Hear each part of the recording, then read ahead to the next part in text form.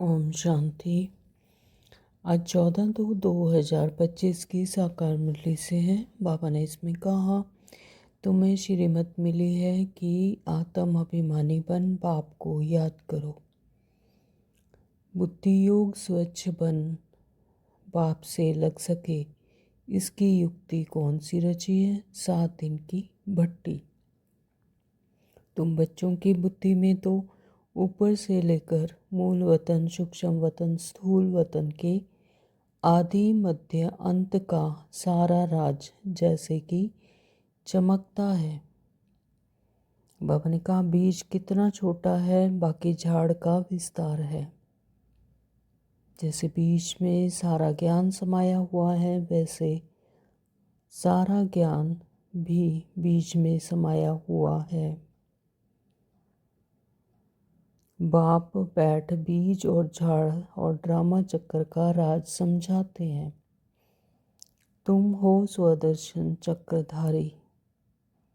यह बाप भी गुप्त है तो नॉलेज भी गुप्त है, वर्षा भी गुप्त है। अकाल तख्त यह प्रकृति है जहाँ आत्मा विराजमान होती है। बाबा कहते, मुझे याद करो तो तुम्हारे विकर्म विनाश हो जाएं, गारंटी है। भक्ति मार्ग में बहुत टू मच चले गए हैं। यहाँ तो बिल्कुल सिंपल बात है। अल्फ और बे, अल्फ अल्लाह, बे बादशाही, इतनी तो सिंपल बात है। बाप को याद करो तो तुम स्वर्ग के मालिक बनेंगे। जो पूरा अटेंशन नहीं देते हैं तो पिछाड़ी में बैठे रहते हैं तो ज़रूर फेल हो जाएंगे। बाबा कहते, तुम भी अभी मनुष्य हो, फिर देवता बनेंगे। देवता और मनुष्य में रात दिन का फर्क है। तुम हो अननोन वॉरियर्स, नॉन वायलेंस। गृहस्थ व्यवहार में रहते सिर्फ यह मंत्र याद रखो, बाप को याद करो और पवित्र बनो। पवित्र आत्मा यहाँ रह ना सके, वह चली जाएगी वापस। आत्माओं को पावन बनाने की शक्ति एक बाप में है और कोई पावन बना नहीं सकता। सारे समुद्र पर सृष्टि खड़ी है, यह बेहद का टापू है। बाबा ने कहा, तुम जल्दी जल्दी साक्षात्कार करते रहेंगे। जैसे इम्तिहान के दिन नज़दीक होते हैं तो मालूम पड़ जाता है कि हम कितने मार्क्स से पास होंगे। तुम्हारी भी यह पढ़ाई है। तुमने अनेक बार बादशाही ली है और गवाई है, यह तो बिल्कुल पक्की बात है। Nothing new. तब तुम सदैव हर्षित रह सकेंगे, नहीं तो माया गुटका खिलाती है। धारणा में कहा, बाबा ने धारणा के लिए मुख्य सार में कहा, सदैव हर्षित रहने के लिए नथिंग न्यू का पाठ पक्का करना है। ज्ञान के अच्छे अच्छे गीत सुनकर स्वयं को रिफ्रेश करना है। वरदान दिया बाबा ने आज, माया के संबंधों को डाइवोर्स दे। बाप के संबंध से सौदा करने वाले माया जीत, मोह जीत, भव। स्लोगन में कहा, बाबा ने सत्यता की विशेषता से डायमंड की चमक को बढ़ाओ। तो शुरू करते हैं आज की मुरली। बाबा कहते, मीठे बच्चे, हाँ जी बाबा, तुम्हें श्रीमत मिली है कि आत्माभिमानी बन बाप को याद करो। आत्म अभिमानी यानी आत्मिक स्मृति। आत्मिक स्मृति में रहकर अपने सत्य स्वरूप में टिक कर परमात्मा को, बाप को याद करो। यह श्रीमत मिली है हमें स्वयं परमपिता परमात्मा से। तो किसी भी बात में तुम्हें आर्ग्यू नहीं करनी है। क्यों नहीं करनी है? क्योंकि ज्ञान एक्यूरेट है। स्वयं सृष्टि रचनाकार स्वयं हमें ज्ञान दे रहे हैं और यह ड्रामा एक्यूरेट है, कल्प कल्प ऐसे ही चलता है। प्रश्न किया है, बुद्धि योग स्वच्छ बन बाप से अलग, बाप से लग सके, उसकी युक्ति कौन सी रची हुई है? उत्तर दिया है 7 दिन की भट्टी। तो जो 7 दिन का कोर्स करते हैं, सबसे पहले तो यथार्थ रीति ज्ञान को समझते हैं, एक एक चीज़ गहरी बात समझते हैं, तब यह मुरली समझ में आती है। तो कोई भी नया आता है तो उसे 7 दिन के लिए भट्टी में बिठाओ, साथ जिससे बुद्धि का किचड़ा निकले और बाप गुप्त पाप, गुप्त पढ़ाई और गुप्त वर्षे को पहचान सके। अगर ऐसे ही बैठ गए तो मूंझ जाएंगे, समझेंगे कुछ नहीं।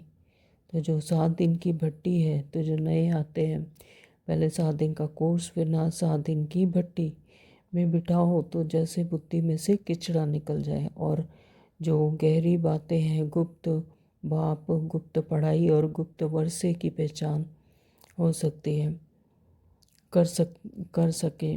अगर ऐसे ही बैठ गए तो हो जाएंगे, अगर नहीं करेंगे, मनन में मंथन नहीं करेंगे या 7 दिन की भट्टी नहीं करेंगे तो बार बार कंफ्यूज होंगे और समझेंगे कुछ भी नहीं। गीत है जाग सजनिया जाग।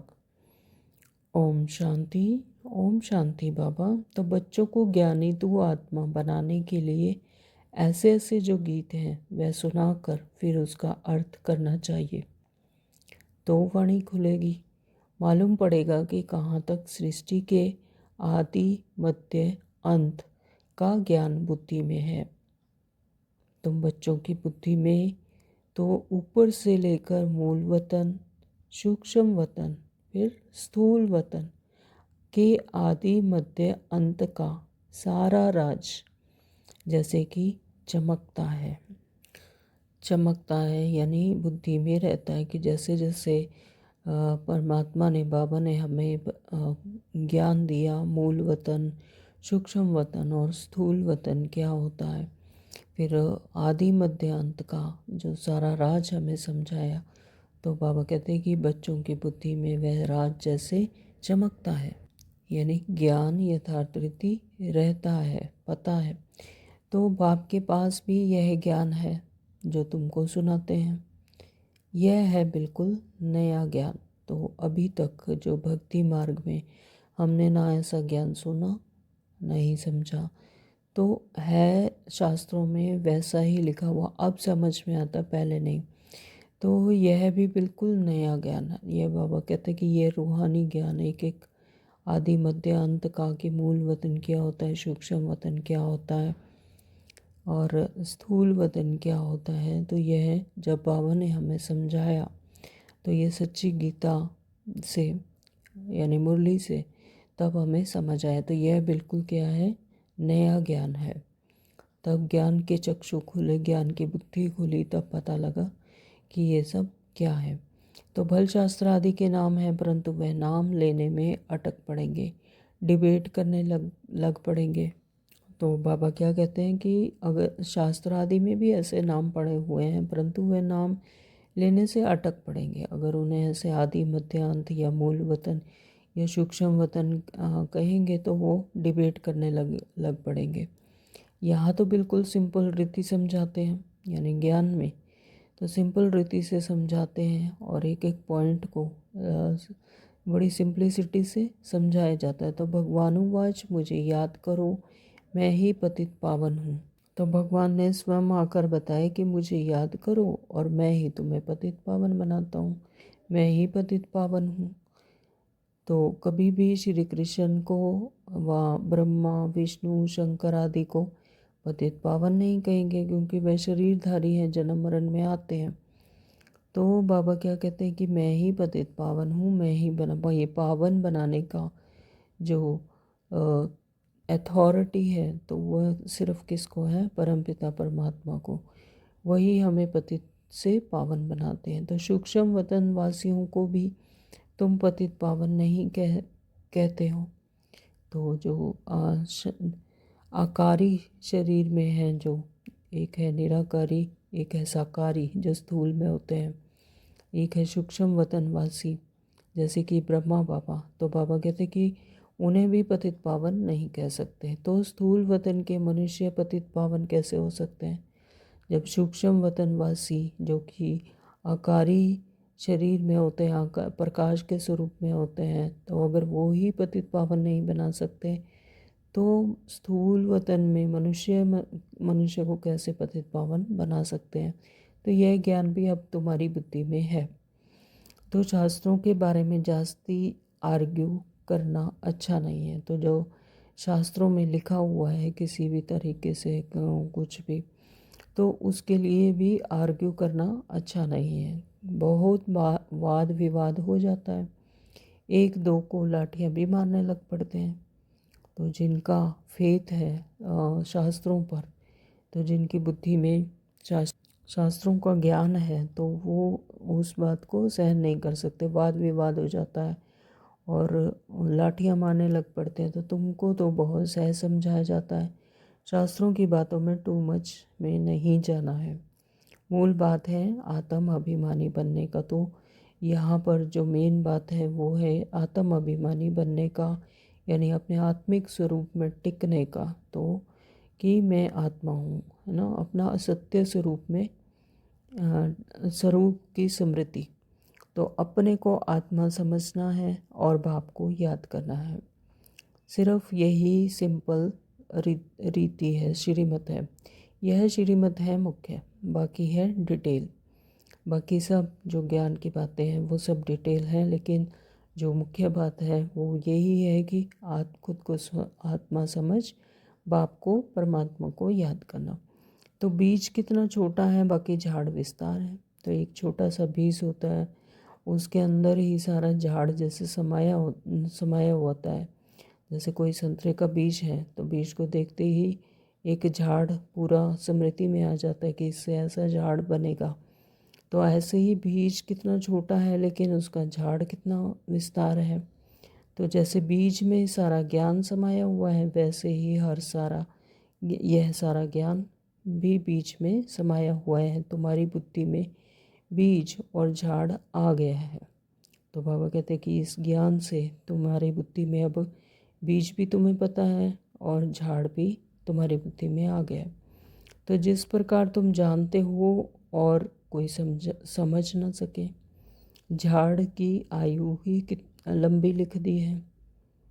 तो 5000 का यह झाड़ आत्माओं का, तो बाप बैठ बीज और झाड़ व ड्रामा चक्र का राज समझाते हैं। तुम हो स्वदर्शन चक्रधारी, यानी अपना ही दर्शन आदि मध्य अंत का, अपना ही दर्शन। तो तुम हो स्वदर्शन चक्रधारी। तो कोई नया आए तो बाबा महिमा करे कि स्वदर्शन चक्रधारी बच्चों तो कोई समझ ना सके, वह तो अपने को बच्चे नहीं समझते हैं। यह बाप भी गुप्त है और नॉलेज भी गुप्त है और वर्षा भी गुप्त है। तो यह सारा ज्ञान जो है गुप्त रीति से होता है। तो यहाँ परमात्मा भी गुप्त है और यह नॉलेज भी गुप्त है और वर्षा जो मिलेगा प्रारब्ध है वो भी गुप्त है। नया कोई भी सुनकर मूंझ पड़ेंगे। तो जो नए नए बच्चे आते हैं या कोई भी नया आता है तो वो सुनकर एकदम कंफ्यूज हो जाएंगे कि यह क्या है। तो इसलिए 7 दिन की भट्टी में बिठाया जाता है। तो बाबा कहते हैं कि इसीलिए 7 दिन की भट्टी में बिठाकर एक एक टर्म को, एक एक ज्ञान की पाठ को उनको बिठाया जाता है और उन्हें समझाया जाता है। तो यह जो 7 रोज का भागवत या रामायण आदि रखते हैं, वास्तव में यह है इस समय के 7 दिन के लिए भट्टी रखे जाती है। तो बुद्धि में जो भी सारा किचड़ा है वह निकाले और बाप से बुद्धि योग लग जाए। यानी 63 जन्मों से जो आत्मा अपने आप को विस्मृति में, अपने सत्य स्वरूप से विस्मृति थी, तो जब तक वो किचड़ा निकलता नहीं देह भान में आकर, देह भान की बातें बुद्धि में बैठी हुई हैं, तो जब तक वो निकलता नहीं तो तब तक बुद्धि योग परमात्मा से लग नहीं सकता। तो यहाँ सब है रोगी, सतयुग में यह रोग होते नहीं। यह आधा कल्प का रोग है, 5 विकारों का रोग बड़ा भारी है। वहाँ तो देही अभिमानी रहते हैं। जानते हो हम आत्मा एक शरीर छोड़ दूसरा लेती हैं। तो पहले से साक्षात्कार हो जाता है, अकाले मृत्यु कभी होता नहीं। तो सतयुग में कोई अकाले मृत्यु नहीं होती। अकाले मृत्यु यानी अचानक से सडनली जैसे कोई मृत्यु हो जाती है, ऐसा नहीं होता। वहाँ पर जब एक आत्मा अपना वस्त्र रूपी देह को छोड़ना चाहती है, यानी उसे जब उसका टाइम पूरा हो जाता है तो 150 साल की आयु कही जाती है। तो जब उसकी आयु पूरी होती है तो उसे साक्षात्कार होता है कि मैं अब इस शरीर में जाने वाला हूँ और इस घर में जाने वाला हूँ, यहाँ मेरा जन्म होने वाला है। तो जैसे सर्प अपनी खाल को छोड़ देता है, तो ऐसे ही आत्मा अपना शरीर को छोड़ती है। यानी रोना पीटना वहाँ पर नहीं मचाया जाता, क्योंकि पता होता है कि मैंने अब ये शरीर छोड़ना है, ये पुराना हो चुका है, अब मैंने नया शरीर धारण करना है। तो तुमको काल पर जीत पहनाई जाती है। तो वहाँ पर जैसे काल पर जीत पहनाई जाती है। तो काल महाकाल कहते हैं। महाकाल का भी मंदिर होता है। सिख लोगों को फिर अकाल तख्त है। वास्तव में अकाल तख्त यह भ्रकटी है, दोनों आंखों के बीच का स्थान जो भ्रकटी, उसे कहते हैं अकाल तख्त, जहाँ आत्मा विराजमान होती है। सभी आत्माएं इस अकाल तख्त पर बैठी हुई हैं। तो इस शरीर में आत्माओं का यह स्थान है, यहाँ पर आत्माएं विराजमान होती हैं। तो यह बाप बैठ समझाते हैं। तो यह हमें परमात्मा ने बताया। तो बाप को अपना तख्त तो है नहीं, तो परमात्मा का तो शरीर ही नहीं, तो वो निराकार है, ज्योति स्वरूप है, बिंदु स्वरूप है, तो उसका तो कोई तख्त ही नहीं। तो वह आकर इनका यह तख्त लेते, यानी ब्रह्मा बाबा के शरीर का आधार लेकर यह वह तख्त लेते हैं। तो इस तख्त पर बैठकर तुम बच्चों को ताउसी तख्त नशीन बनाते हैं। तो ताउसी यानी ग्रेसफुली, तो तख्त नशीन बनाते हैं। तुम जानते हो यह ताउसी तख्त कैसा होगा, जिस पर लक्ष्मी नारायण विराजमान होते होंगे। तो ताउसी तख्त तो गाया हुआ है ना, विचार करना है।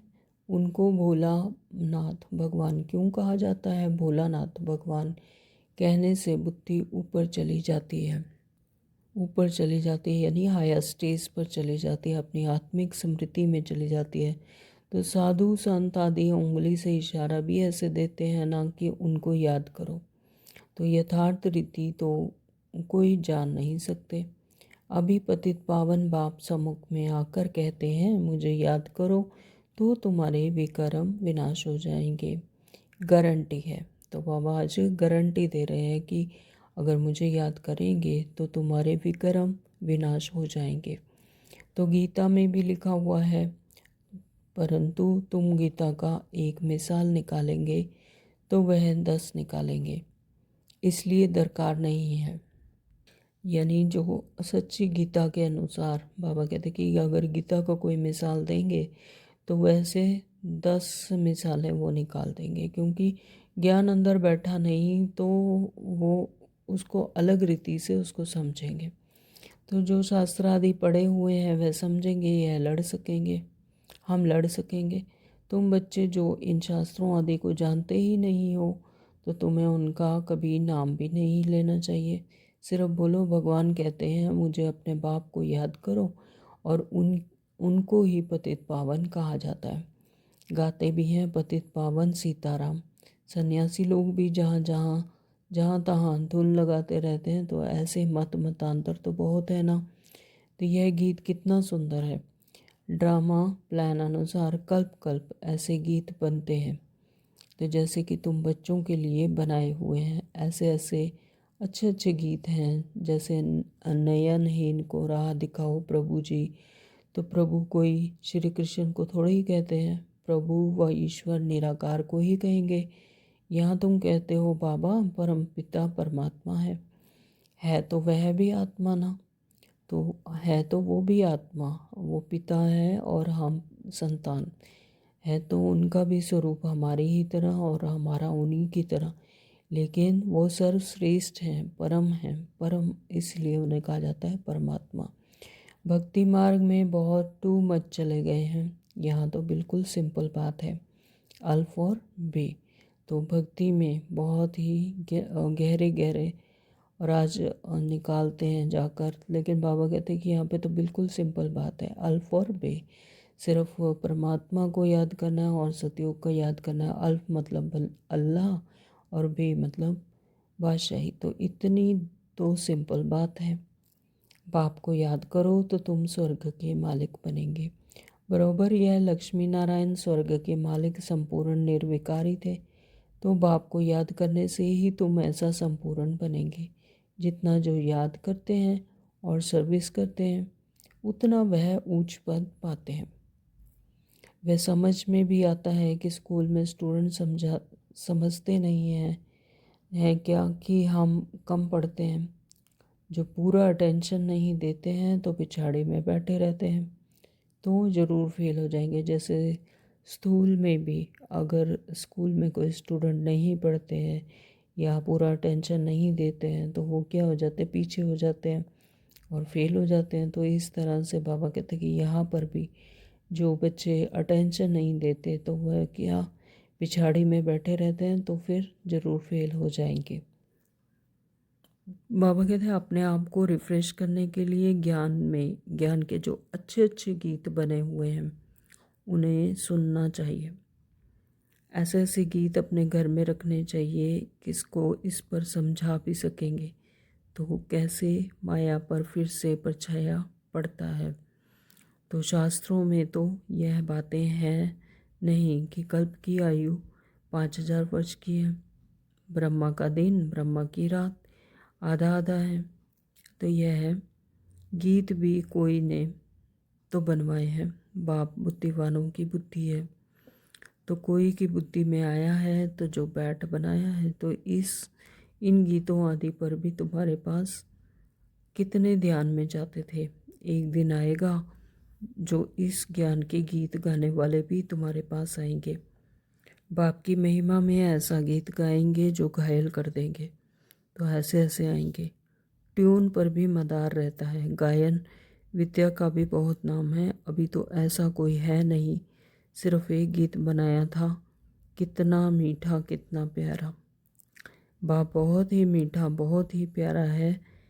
तब तो सब उनको याद करते हैं। ऐसे नहीं कि देवताएं उनको याद करते हैं। चित्रों में राम के आगे भी शिव दिखाया है। राम पूजा कर रहा है, यह है रॉन्ग। देवताएं थोड़ी ही किसी को याद करते हैं, याद तो मनुष्य करते हैं। तो तुम भी अभी मनुष्य हो फिर देवता बनेंगे। तो देवता और मनुष्य में रात दिन का फर्क है। वही देवताएं फिर मनुष्य बनते हैं। कैसे चक्र फिरता रहता है किसी को भी पता नहीं है। तुमको अभी पता पड़ा है कि हम सच सच देवता बनते हैं। अभी हम ब्राह्मण हैं, नई दुनिया में देवता कहलाएंगे। अभी तुम वंडर खाते हो। यह ब्रह्मा खुद ही जो इस जन्म में पहले पुजारी था, श्री नारायण की महिमा गाते थे, नारायण से बड़ा प्रेम था।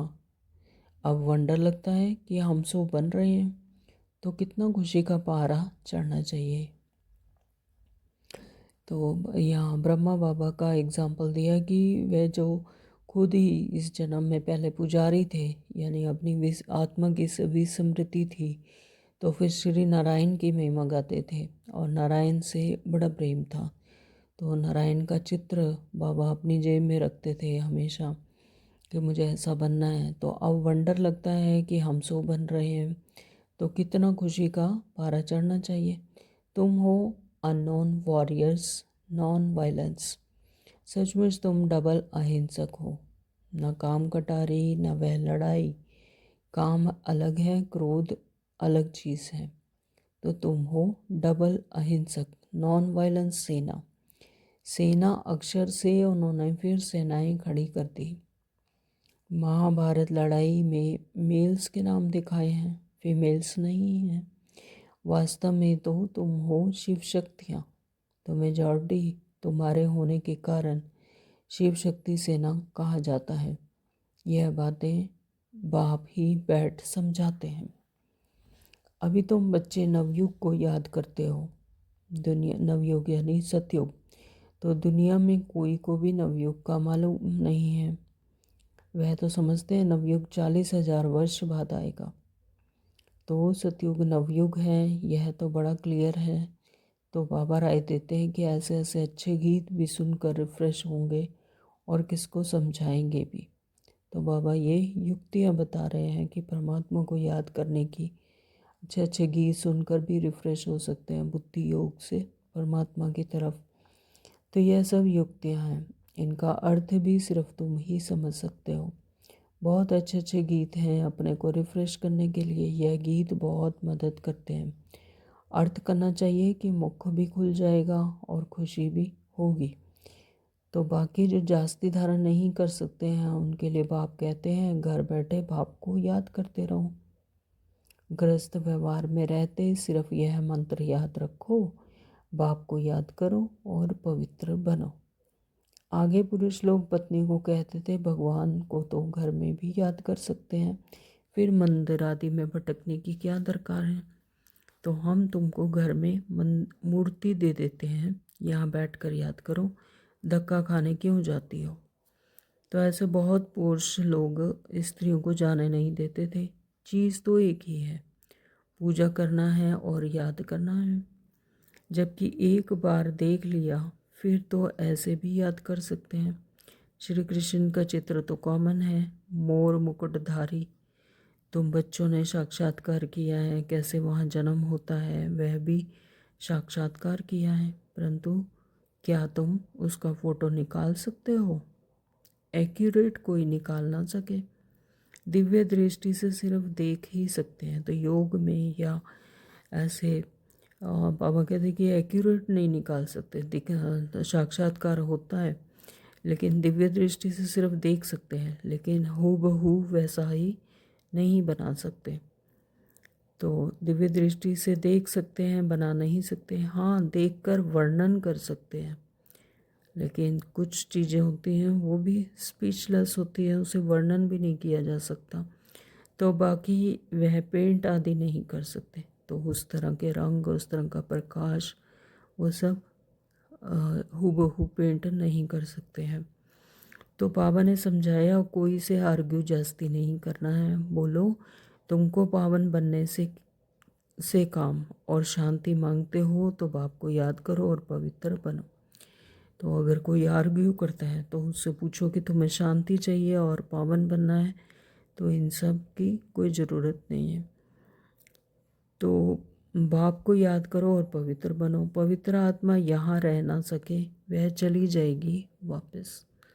तो यानी जो संपूर्ण बन जाएगी, जो आत्मा पूरी तरह से पवित्र बन जाएगी, जो संपूर्ण बन जाएगी, कर्मातीत अवस्था हो जाएगी, तो वह वापस चली जाएगी। आत्माओं को पावन बनाने की शक्ति एक बाप में है और कोई पावन बना नहीं सकता। तो यह शक्ति भी किस में है? एक परमपिता परमात्मा में, और कोई इसे पावन बना नहीं सकते। मनुष्य को कोई पावन नहीं बना सकते। तो तुम बच्चे जानते हो यह सारी स्टेज है और इस पर नाटक होता है। तो यह सारा सृष्टि चक्र क्या है? एक स्टेज है और आत्मा यहाँ पर ड्रामा प्ले करती है, नाटक होता है। तो इस समय सारी स्टेज पर रावण का राज्य है। तो इस समय पर क्या है? कलयुग में रावण राज्य है। तो सारे समुद्र पर सृष्टि खड़ी है, यह बेहद का टापू है। तो वह है हद के, है यह बेहद की बात। तो जिस पर आधा कल्प दैवी राज्य, आधा कल्प आसुरी राज्य होता है। तो यानी सतयुग और त्रेता दैवीय राज्य और आधा कल्प आसुरी राज्य, यानी द्वापर से थोड़ा शुरू होता है और कलयुग में तो है ही आसुरी राज्य।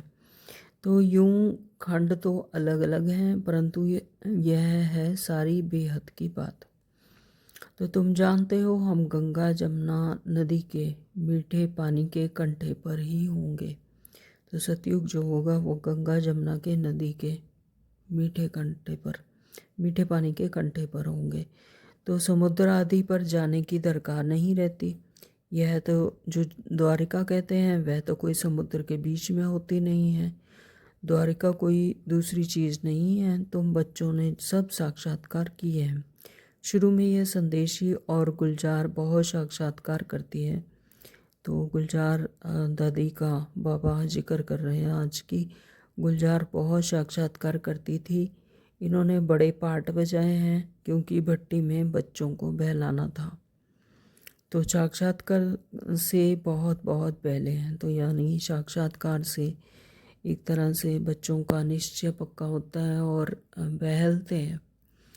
तो इसमें लेकिन प्राप्ति कोई नहीं है। बाबा तो कहते हैं कि तो साक्षात्कार से बहुत बहुत बहले हैं। बाप कहते हैं फिर पिछाड़ी में तुम्हें बहुत बहलेंगे। तो लास्ट टाइम में भी, अंत टाइम में भी बहुत साक्षात्कार होंगे, उस टाइम पर भी बच्चे बहुत बहलेंगे। तो वह पार्ट फिर और है, गीत भी है ना, हमने जो देखा सो तुमने नहीं देखा। तो तुम जल्दी जल्दी साक्षात्कार करते रहेंगे।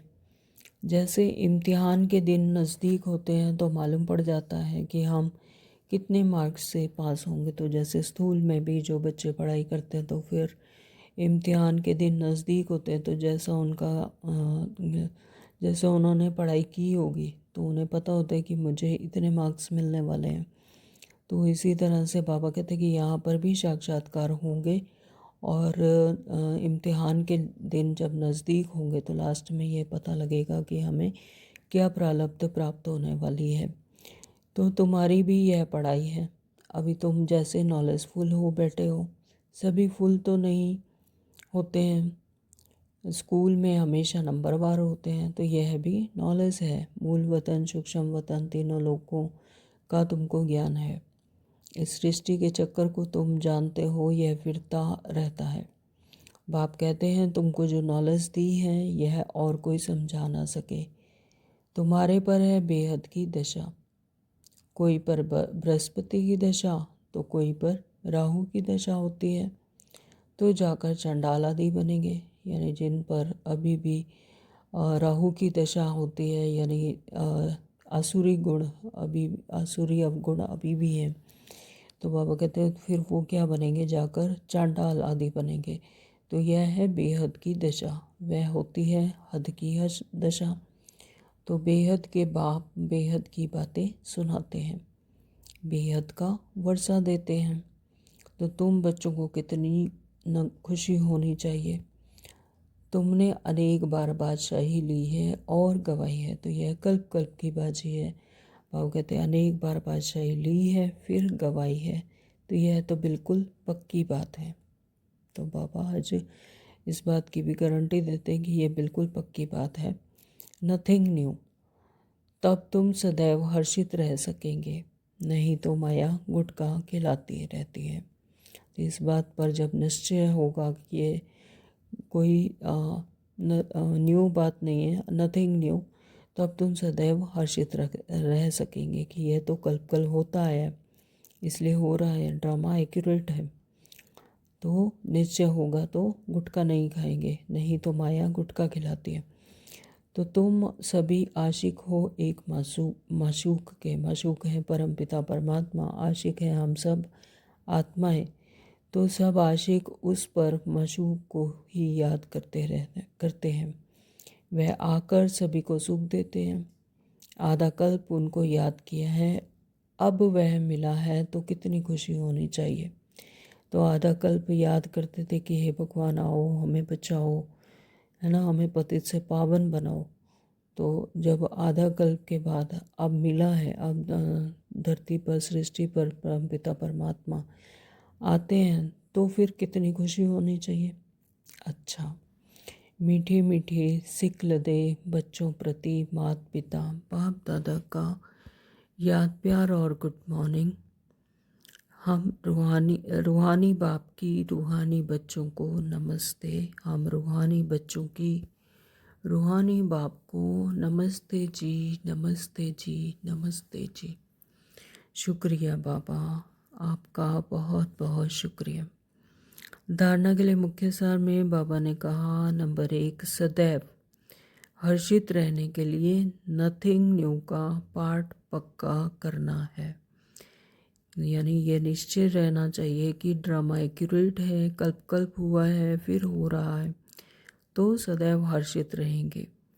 तो नथिंग न्यू का पाठ पक्का करना है। बेहद का बाप हमें बेहद की बादशाही दे रहे हैं, इस खुशी में रहना है। तो यह निश्चय करना है कि बेहद का बाप हमें बेहद की बादशाही दे रहे हैं, इसी खुशी में रहना है। नंबर 2, बाबा ने कहा कि ज्ञान के अच्छे अच्छे गीत सुनकर स्वयं को रिफ्रेश करना है, उनका अर्थ निकाल कर दूसरों को सुनाना है।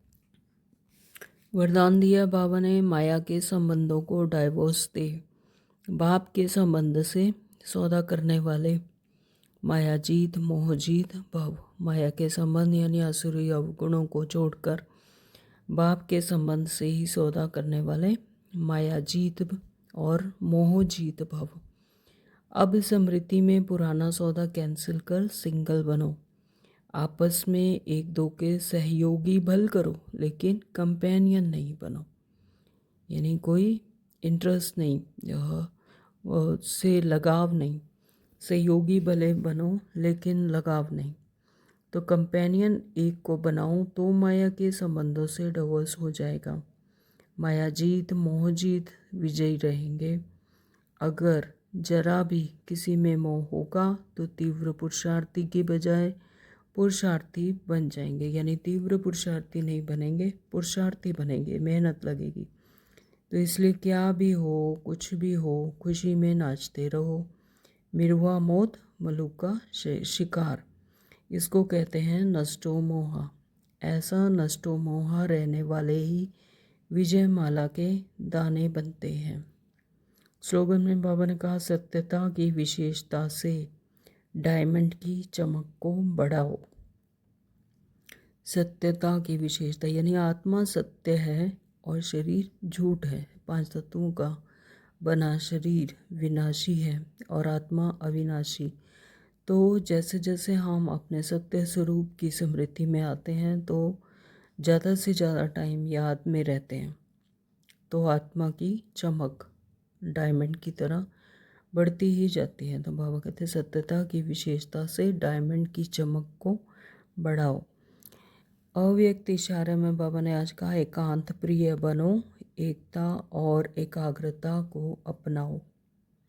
बाप दादा चाहते हैं कि हर बच्चा एक रस स्थिति के आसनधारी, एकांतवासी और अशरीरी एकता स्थापक, इकोनॉमी यानी एक को ही याद करना, इकोनॉमी यानी व्यर्थ को समाप्त करना का अवतार बने।